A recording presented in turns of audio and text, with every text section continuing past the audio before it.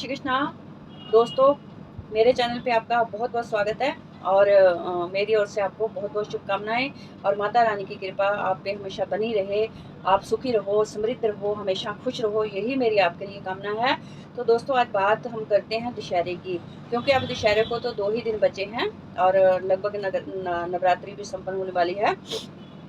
तो मैंने पहले वीडियो में आपको बताया था कि दशहरे पे हम इस तरह के उपाय कर सकते हैं। पावरफुल को ऐसे उपाय हमारे पास हैं, तंत्र शास्त्र में बहुत अच्छे अच्छे उपाय हैं जो साल में एक ही बार किए जाते हैं और दशहरे पे किए जाते हैं। तो इसका आप लाभ उठा सकते हो। वाकया में ही किसी ने आपको बहुत ज़्यादा परेशान कर रखा है और बहुत ज़्यादा आपका जीना हराम कर रखा है, बिल्कुल ही बिना बात के ही आपके को पीछे लग गया है, जो आपको किसी न किसी तरह से नुकसान पहुंचाने की कोशिश कर रहा है, जो आपके ऊपर ऐसी जादू टोने जंतर मंतर ऐसी चीजें कर रहा है, जो ऐसे को प्रयोग आपके ऊपर करवा रहा है। तो आप परेशान हो गए हो, कोई रास्ता आपको नजर नहीं आता। तो इसके लिए मैं आज आपको एक ऐसा उपाय, पावरफुल उपाय बताती हूँ। लास्ट में मैं आपको वीडियो के लास्ट में बताऊंगी, बट वो उपाय एक स्थिति में आपको करना होगा कि आपको वाकया ही बहुत किसी ने इतना हैरेस कर रखा है, इतना ज़्यादा परेशान कर रखा है कि मरने तक की नौबत आ गई आपकी। तो बहुत ज़्यादा परेशान हो गए हो, कोई आपको रास्ता नज़र नहीं आ रहा, तब जाके वो उपाय आपको करना है। क्योंकि थोड़ी चीज़ के लिए हमें ऐसे प्रयोग नहीं करने चाहिए और हमें किसी का बुरा भी नहीं करना चाहिए। देखिए, छोटी मोटी बातें तो होती हैं, छोटे मोटे शत्रु तो देखो हर एक के होते हैं, सबके होते हैं छोटे मोटे शत्रु। देखो, अगर मित्र हैं तो शत्रु भी हैं, तो शत्रु भी होते हैं, हर युग में होते हैं, इस युग में भी है, आपके भी होंगे, हमारे भी हैं, मेरे भी हो सकते हैं, मेरे भी होंगे। देखो, हर बंदे को हम खुश नहीं कर सकते ना। अगर हमसे 2 बंदे हमें पसंद करते हैं तो 4 बंदे हमें नापसंद भी कर सकते हैं। तो ऐसा कुछ नहीं है, सारी दुनिया एक जैसी नहीं होती है और सारी दुनिया किसी को पसंद नहीं करती है। बड़े से बड़ा बंदा भी ले लो, अब आप मोदी को ही ले लो, लगता है मुझे 70% 60% लोग नेगेटिव भी बोलते हैं। इतना अच्छा काम करने के बावजूद भी उन्होंने इतना अच्छा दुनिया को इतना अच्छा काम किया है कि वाकया ही वो हमारे देश के प्रधानमंत्री नहीं है, एक संत पैदा हुए हैं और संत की तरह हैं, वो अर्जुन की तरह है, कृष्ण के अर्जुन बन के आए हैं। तो उनको भी लोग खामखा देखो लगे हुए, उनके पीछे भी कई तरह की चीजें होती हैं। तो दुनिया तो किसी के लिए भी अच्छा नहीं बोलती है। अगर आपके साथ 50% लोग साथ में हैं तो 50% आपके खिलाफ भी हैं, तो आप किसी को खुश नहीं कर सकते। पर छोटी मोटी बातें होती रहती है, उनको हमें इग्नोर करना चाहिए। छोटी मोटी बातों के लिए हमें कोई भी ऐसा कदम या कोई भी ऐसा चीज हमें नहीं करनी चाहिए कि छोटी मोटी बात के लिए भी हम किसी को नुकसान पहुंचाएं या किसी के लिए हम बुरा सोचें, तो हमें नहीं करना चाहिए। छोटी मोटी चीज़ों को तो हमें इग्नोर कर देना चाहिए। पर अगर कई बार ऐसा भी होता है कि कोई बिल्कुल ही हमें जीने ही नहीं दे रहा, जब बिल्कुल ही हमारे पीछे ही लग गया। आप महाभारत में ले लो, आप कितने प्रयास किए, देखो पांडवों ने कितने प्रयास किए, भगवान कृष्ण ने कितने प्रयास किए उनको समझाने के लिए, उनको करने के लिए, उनका दिमाग जो है उनका ब्रेन वॉश करने के लिए कितने भगवान कृष्ण ने शांति दूत बन के गए और कितनी बार उन्होंने प्रयास किया कि इनकी समझी हो जाए, चलो कुछ ना कुछ थोड़ा ही दे दो, उनको ज्यादा नहीं है तो थोड़ा ही दे दो। तो वो देखो आपको कि कौरव थोड़ा भी देने के लिए रेडी नहीं थे, वो नहीं थे। तो कई इस वृत्ति के लोग होते हैं कौरवों की तरह, कई लोग कौरवों की तरह होते हैं, जैसे कौरव थे ना कि अपनी चीज पे अड़ गए कि सर्वनाश करना पांडवों का तो करना, उनको मारना तो मारना है। तो कई इस वृत्ति के लोग होते हैं, तो उनके लिए जायज है, उनके लिए बनता है कि हम कोई भी उपाय करें, किसी तरह का भी उपाय करें तो उनके लिए चलता है। ऐसे लोगों के लिए शस्त्र ही होना चाहिए, ऐसे लोगों के लिए ऐसी चीजें ही होनी चाहिए। क्योंकि जो बिना बात के किसी को तंग करे, या इस हद तक कर दे कि मरने मारने तक की उसके प्लान बनाने लग जाए, तो इस बंदे ऐसे इंसान को कभी माफ हमें नहीं करना चाहिए। तो चलिए, अब मैं उपाय आपको बताती हूँ कि आपको क्या करना है। अगर आपको छोटी मोटी समस्या आ रही है, कोई छोटे मोटे शत्रु हैं आपके, या दिन देखो कि आपकी तरक्की को देख के कोई लोग जैसे जेलस करते हैं, या कहीं ऑफिस में या कहीं भी आप काम करते हो वहाँ पे, या बिजनेस में भी कोई कंपटीशन है आपका, किसी से कॉम्पिटिटर है तो वो भी आपसे परेशान आपको करता है, तो छोटी मोटी चीजें हैं। तो इनके लिए आप छोटे उपाय कर सकते हो कि उनका मुंह बंद, उनकी बुद्धि को सुधारने के लिए छोटे उपाय कर सकते हो।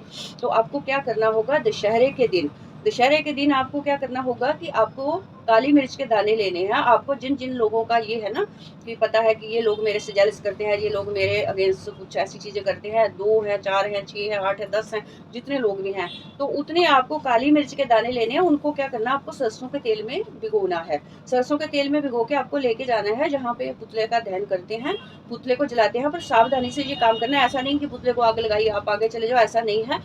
दहन हो जाए उसके बाद भी अग्नि प्रबल रहती है, काफी टाइम तक वो अग्नि वहां सुलझती रहती है, तो कोई बात नहीं, बाद में आप कर सकते हो, आराम से करो। तो बाद में आप जाके उन काली मिर्च के दाने क्या करना है कि जितने बंदे हैं, एक एक बंदे के लिए आपको 8-8 दाने लेने हैं काली मिर्च के।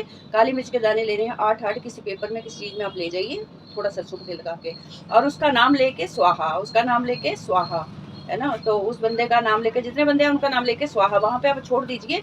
और वहाँ पे आप थोड़ा माथा टेकिए कि थोड़ा सा वहाँ की उनकी धुनी लेके माथे से लगाएं, और जो रावण का दहन किया है उसकी धुनी माथे से लगाएं मिट्टी की, उसकी जो जल रही है राख की, तो ठंडी हो तो वो लेके, तो उसको आप वहाँ से थोड़ी, अगर हो सके तो दूर खड़े होकर वहीं से 3 परिक्रमा कर ले, और वहाँ से प्रेयर करें, माथा टेकें कि हे प्रभु, मेरे जैसे आप भगवान श्री राम से प्रार्थना करें, वीर हनुमान जी से प्रार्थना करें, रावण से प्रार्थना करें कि इसकी बुद्धि, जो मैं किसी से शत्रुता भाव नहीं रखता, मैं किसी का बुरा नहीं चाहता, मैं किसी का भी अहित नहीं चाहता, पर जो लोग मेरा बुरा चाहते हैं, उनकी बुद्धि को आप सुधारोगे, उनकी बुद्धि को सुधार दो। बस मैं इतना ही चाहता हूँ कि उनका मुंह बंद कर दो और उनकी बुद्धि को सुधार दो, बस ये चीज़ आपको करनी है। एक पहला तो ये उपाय है, ये तो है छोटी मोटी जो शरारतें करते हैं, छोटे मोटे कॉम्पिटिटर होते हैं।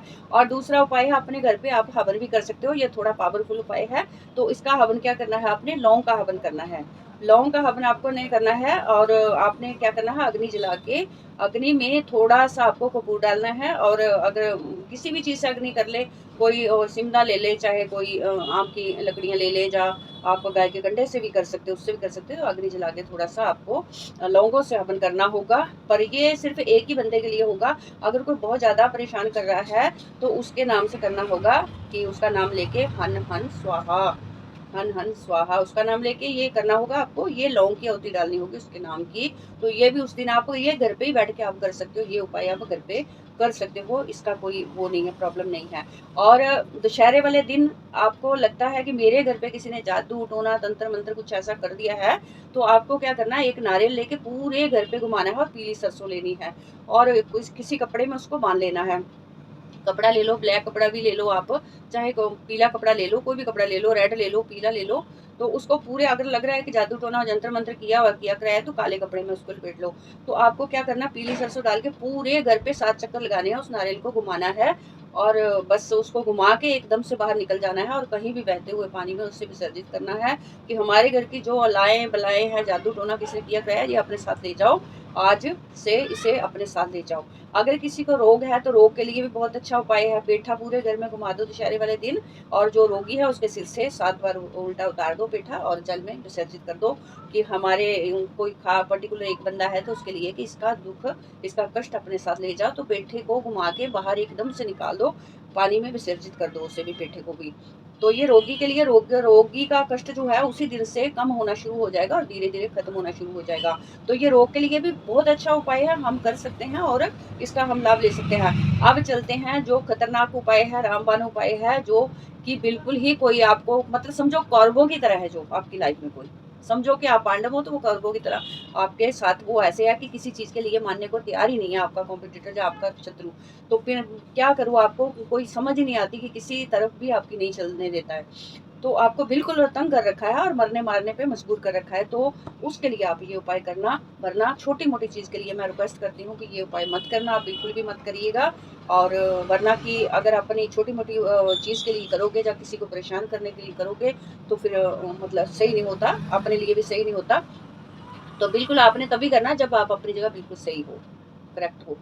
तो क्या करना है आपको, कि एक काला कपड़ा लेना है, काले कपड़े को फिल करना है, कोई कॉटन डालनी है, उसमें रुई वगैरह डाल के एक पुतला बनाना है, एक बच्चे की तरह पुतला बनाना है। उसका एक पुतला बना लो, बस सिंपल सा पुतला, ऐसे जैसे बाजू बना ली, बांध के मुंह बना लिया उसका, और पेट टांगे बना ली।